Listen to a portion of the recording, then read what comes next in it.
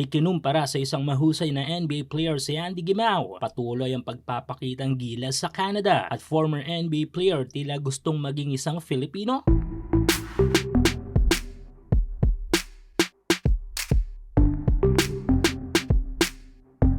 Since umuwi na sa bansa ang isa sa dalawa nating young Pinoy NBA hopeful overseas na si Kiefer Alas dahil nga yan sa mas naging matimbang dito ang offer ng Blue Eagles kesa ipagpatuloy ang kanyang karir sa college basketball scene sa US, ay meron na lang tayong isang pure-blooded young Pinoy player na itutuloy ang pagtupad ng pangarap ng mga libu-libong mga Pinoy basketball fans. Heto nga ay walang iba kundi ang tinaguri ang batang mamaw ng Philippine high school basketball scene noon na si Andy Gimao. Grabe naman kasi talaga ang husay sa laro ng batang player na ito, kung saan ay tila kinukulang na ang husay ng mga katapatan niyang mga Pinoy high school player kaya dinala niya ang kanyang talento overseas. Para sa ilang mga kahoops nating di pamilyar sa status ngayon ni Andy, ay nasa Canada ito at sumasailalim sa isang programa upang may level up ang kanyang basketball career at makakuha ng mga offers sa mga D1 teams sa US NCAA. At sa ipinapakita ngayon ni Andy sa kanyang team na Royal Crown ay di malabo ito, kundi isang best player sa kanilang bawat laro ay isa palagi si Andy sa mga key players sa bawat panalo ng Royal Crown, bagay na magpapapoy sa kanyang pangalan sa Canada. At bilang patunay ng husay nito ay may ilang mga fans nga na ipinaparehas ang laruan ni Andy sa isang sikat na NBA player noon. Ito nga yung 2010 Most Improved Player ng NBA, ang former NBA player na si Aaron Brooks. Mahigit isang dekadang lumaro sa NBA si Aaron, kung saan ay nagpalipat-lipat ito sa 7 magkakaibang NBA teams bago magretiro. Ipinaparehas ang laro ni Andy kay Aaron dahil nga sa tangan nitong bilis at diskarte sa opensa. Halos pareho din ang kanilang height na 6-footer at lumalaro tangan ng high-level elite point guard skills. At kung umayo ng pagkakataon dito sa ating kababayan ay tulad ni Aaron ay makakuha din sana ito sa National Basketball Association.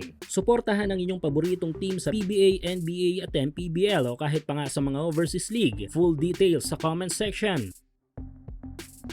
At speaking of NBA, isang former NBA player na tila gustong mamalagi sa Pilipinas. Matapos ang isang season sa NBA ng 37th pick ng 2013 NBA draft na si Tony Mitchell ay naglaro ang 6'7" forward sa iba't ibang mga liga overseas. 2017 nang mapatpad nga ito sa ating pambansang liga na PBA. Mula noon ay naging suki na ng Pinas si Mitchell. Siya lang yata ang NBA player na lumaro na makailang beses sa mga ligang labas dito sa ating bansa. At mukhang di lang about sa pera o laro ang pamamalagi ni Mitchell dito dahil tila napamahal na nga ito sa kultura ng mga Pinoy. Sa katunayan, para dito kay Tony Mitchell ay parang tahanan na din daw sa kanya ang Pilipinas.